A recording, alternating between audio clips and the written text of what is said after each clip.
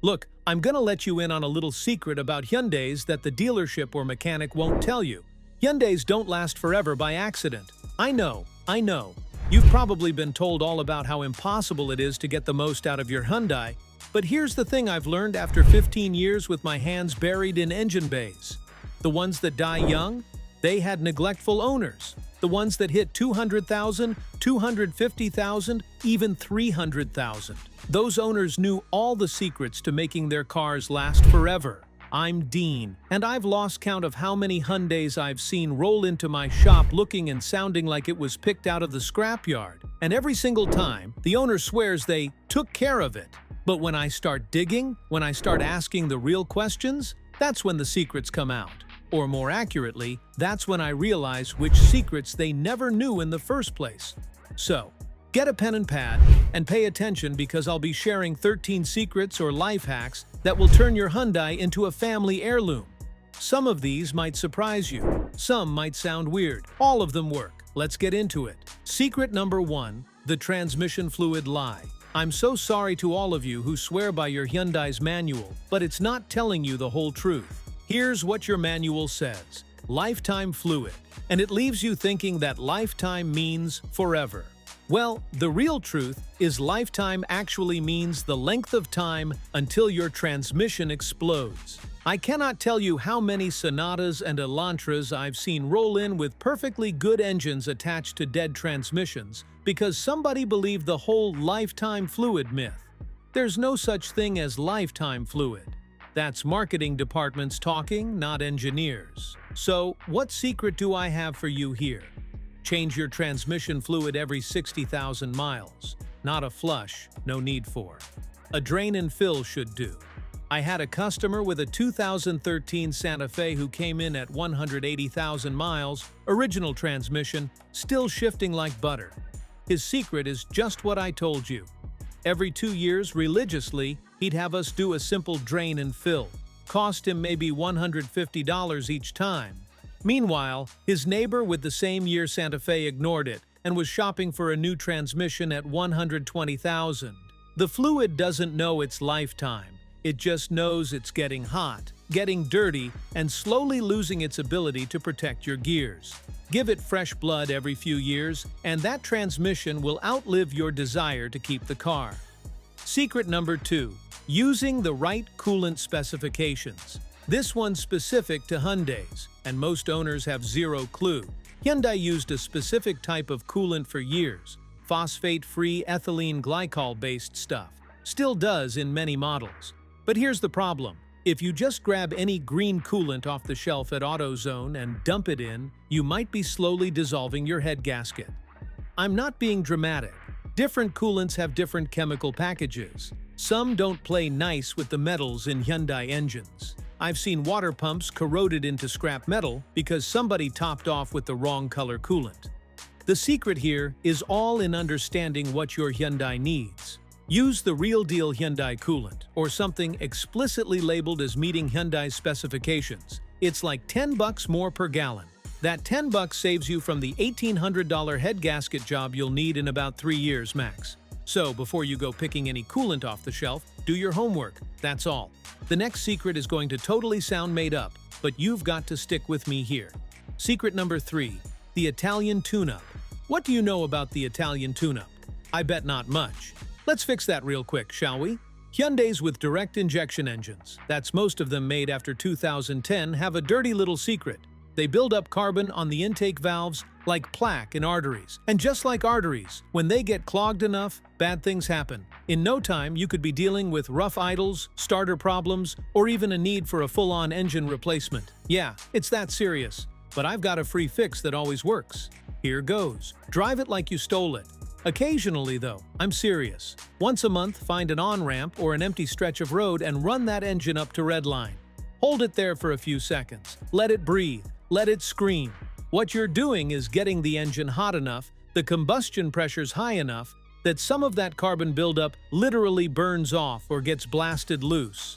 I had a customer with a 2015 Genesis Coupe who swore his car felt sluggish. I took it for a test drive and noticed he drove like he had a raw egg between his foot and the pedal. I told him the same thing I'm telling you now. Go find a highway, drop it 2 gears, and let it breathe. He came back a week later for an oil change and said the car felt awake for the first time in months. There's one hiccup, though. Besides the fact that you shouldn't make it a regular process, it's not a permanent fix. Eventually, you'll need a walnut blasting if you keep the car long enough. But it's amazing how many miles you can add by just letting your Hyundai stretch its legs occasionally. Secret number 4. The alternator ground wire. Nobody checks. Okay, this one's obscure. Like, really obscure. Even your mechanics will probably know very little about it, but I've seen it kill more than one Hyundai prematurely. There's a ground wire from the alternator to the chassis that looks like it's just there for show. It's small, it's often hidden under other stuff, and when it corrodes or loosens, your alternator starts working harder to charge the battery. Harder means hotter. Hotter means shorter life. In no time, your alternator dies, and if you're unlucky, it takes the battery with it. But here's the real kicker. A bad ground can send voltage spikes through your electrical system. Hyundai electronics are generally pretty robust, but they hate inconsistent power. I've seen weird sensor failures, intermittent check engine lights, even transmission shifting problems traced back to that one little ground wire. To avoid this, you're gonna have to do a little digging. So once a year, find that wire. It usually runs from the alternator case to somewhere on the engine block or chassis, and make sure it's clean and tight. A little dielectric grease on the connection prevents corrosion. Takes like 5 minutes, costs nothing, and prevents electrical problems that'll drive you insane. Pun intended. Secret number 5 will have to take you from inside and underneath your Hyundai to right on top of it. What am I talking about? Well, I'm talking about secret number 5, the sunroof drain maintenance. This one's for you sunroof owners. You know who you are. Hyundais, like most cars, have little drain tubes that route water away from your sunroof and down through the body. When they clog, and they will clog, water finds somewhere else to go. Usually into your floorboards, usually behind the dashboard, usually places where water causes electrical connectors to corrode, modules to fail, and carpets to smell like a wet dog. I've totaled out more than one Hyundai because water damage turned a perfectly good car into an electrical nightmare. And every single time, the owner had no idea their sunroof drains were even a thing. It's one of the most well-kept secrets in Hyundai ownerships, really, but no more, and here's how you can avoid this problem altogether. Every spring, take a can of compressed air, the kind you use for cleaning keyboards, and just blow out those drains. You can find them by opening the sunroof and looking for little holes in the corners of the track. Stick the straw in, give it a blast, and watch the water that comes out from under the car. Do this before the rainy season comes along and you always get to keep water away from the places that matter. Secret number 6. The importance of the PCV valve. The PCV valve is one of the most unknown components in your Hyundai. Yet, it's so important that if you make the mistake of neglecting that little guy, you could lose your entire engine. That little valve, usually costs less than $20, is responsible for venting combustion gases out of your crankcase. When it gets stuck closed, pressure builds up inside your engine and starts pushing oil past seals and gaskets. When it gets stuck open, you get vacuum leaks, rough idle, and eventually engine damage from running too lean. Yeah, you're in trouble either way, so you need it to work perfectly. Well, this means replacing it about every 30,000 miles. Not because it always fails, but because it's $20 and takes 5 minutes, and the peace of mind is worth more than the cost that could come from it failing. There are times to cheap out. This isn't one of those times. Secret number 7. Regular brake. Fluid replacement. Of all the fluids flowing about in the car's system, nobody checks the brake fluid. Nobody. The guys at the shop call it the forgotten child of maintenance. The reality is, that shouldn't be so. And here's why. Brake fluid is hygroscopic, which is a fancy way of saying it drinks water from the air. That water lowers the boiling point of your fluid, which means under hard braking, it can boil. Boiling fluid creates air bubbles. Air bubbles compress. Compressible brake fluid means your pedal goes to the floor when you need it most. That's a really bad thing. That's just an unstoppable collision waiting to happen. But that's not the longevity secret this is. That water in your brake fluid also corrodes your brake lines, calipers, and master cylinder from the inside out.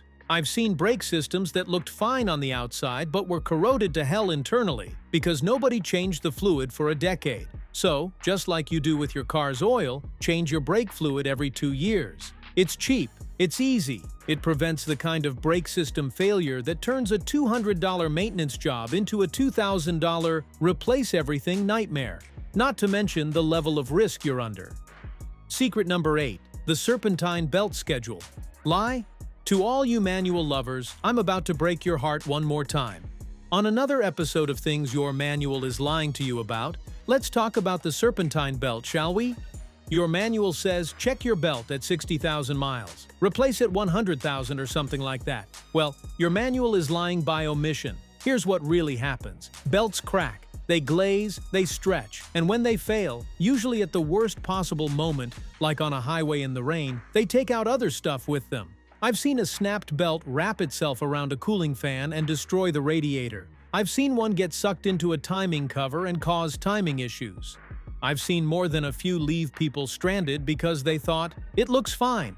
So, I've got a little rule I live by to stop this from happening. Replace your Serpentine belt every 60,000 miles, regardless of what it looks like. And here's the real pro tip. Replace the tensioner at the same time. The tensioner keeps the belt tight. When tensioners get weak, belts slip. Slipping belts don't drive your alternator or water pump properly. And that's how you end up overheating on the side of the road with a perfectly good belt that just wasn't being held tight enough. Don't forget this. Secret number 9. Cabin air filter maintenance. Your cabin air filter, the one that cleans the air coming into your interior, is also the last line of defense for your HVAC system. People tend to underestimate just how important it is. Let me explain a little better. You see, when it gets clogged, air can't flow through your heater core or evaporator properly. That means your AC doesn't blow cold, your heat doesn't blow hot, and your blower motor works twice as hard to move like half the air. I've replaced more blower motors on Hyundais than I can count, and every single time I pull out a cabin air filter that looks like a rodent lived in it. Leaves, dead bugs, actual dirt clods. I've seen it all. The secret here is quite straightforward, really. Change your cabin air filter every year. Not every 15,000 miles. Every year. It's a $15 part and takes about 4 minutes on most Hyundais. If you want your Hyundai's blower motor living past 100,000 miles, this is what you've got to do. And while we're on filters, here's something I find really weird. Aftermarket air filters that claim to increase horsepower. On most Hyundais, they actually decrease engine life. Those oiled cotton filters, you know the ones. Well, they let more air through because the oil catches dirt instead of the filter media. But here's the catch. If you over-oil them, that oil gets on your MAF sensor and kills it. If you under-oil them, dirt gets into your engine. And most people never do this whole cleaning process right. It's a disaster just waiting to happen. So, don't go overboard. Stick with quality paper filters. They filter better, they're cheap, and they won't contaminate your sensors. Your engine will last longer, breathing slightly restricted clean air than it will breathing performance dirty air. Take this from me. Secret number 10. Monitoring the coolant temperature sensor. This one's for the high-mileage Hyundais. Your engine coolant temperature sensor tells your computer how hot the engine is so it can adjust fuel mixture appropriately. When these sensors start failing, and they usually do around 100 to 150,000, they often fail in ways that aren't obvious. Sometimes they read cold when the engine's warm, so your computer dumps in extra fuel thinking it's still warming up. Extra fuel washes oil off cylinder walls, dilutes your engine oil, and slowly destroys your engine from the inside. Sometimes they read hot when they're cold, and your computer leans out the mixture, causing overheating and detonation. It just silently kills your engine. So, I've got a tip for this. Listen up. If your fuel economy suddenly drops for no apparent reason, or if your temperature gauge acts weird at all, replace that sensor. It's usually under $40 and takes 10 minutes. It'll save you the fuel cost difference in a month and the possible 5-figure engine repair. The next secret is for those of us who just love older Hyundais, like me. You've got to listen up here. Secret number 11. Sticking to valve adjustment schedules. This one's for the older Hyundais, the ones with timing belts instead of chains, mostly pre-2010. Yeah, to some of you, this totally sounds prehistoric. Well, those engines have mechanical valves that need adjustment periodically. Hyundai says every 60,000 miles or so. Almost nobody does it. And when valves get too tight or too loose, you lose power, you lose fuel economy, and eventually you burn valves. I had a 2005 Accent come in with 180,000 miles original engine, running rough. Owner wanted to know if it was finally time to put it down. I checked the compression and found one cylinder way down. Pulled the valve cover and found that the cylinder's exhaust valves had zero clearance. They weren't closing all the way. Burned valves, ruined head, dead engine. A $60 adjustment at 60,000 miles would have prevented the $2,000 repair at 180,000. He never put down the car, by the way, still drives it even today. Well, if you've got an older Hyundai you aren't ready to give up on yet, here's how to avoid this little problem. If your Hyundai has a timing belt, do the valve adjustment when you do the timing belt. It's the same labor access, and it adds maybe an hour to the job. However, that bad boy will give you another 60,000 miles of happy service. Secret number 12. The importance of preventing battery terminal corrosion. Battery terminal corrosion isn't just ugly looking, you know. It can totally kill your Hyundai. That blue-green crust can actually create tiny electrical paths between terminals, slowly draining your battery overnight. It can also cause voltage drops that confuse your car's computers, leading to all sorts of intermittent weirdness. Now, a lot of people don't know what to do when this happens. Luckily for you, I do. And no, you mustn't change the battery whenever this happens. Instead, you should clean them with a wire brush and some baking soda water. Afterwards, coat them with dielectric grease. Not conducting grease, dielectric grease.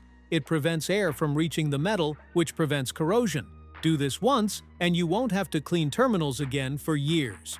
Trust me, I've given this secret to more customers than I can count. Works every time.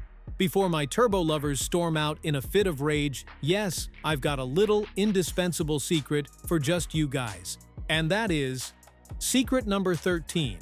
Proper turbocharger cool-off procedures. This is the last one, and it might be the most important for turbo Hyundai owners. You see, turbochargers get hot, like really hot, and they're lubricated by engine oil. When you drive hard and then shut the engine off immediately, that oil sitting in the hot turbo can literally cook into carbon deposits. Those deposits block oil passages, starve the turbo of lubrication, and eventually kill it. So, you've got to get acquainted with what I call Dean's turbocharger cool-off rule. If you've been driving hard, highway speeds, lots of acceleration, towing, let your engine idle for 30 to 60 seconds before shutting it off. This lets the turbo spin down while still getting fresh oil circulation, cooling it gradually instead of shock cooling it with stagnant oil. I've done a lot of work on Hyundai's turbo system, and at least half of them died because owners would pull into their driveway after a long drive and shut it off immediately. The other half died from infrequent oil changes. Do both right, and that turbo will outlast the rest of the car. There's no one big secret to making your Hyundai last forever.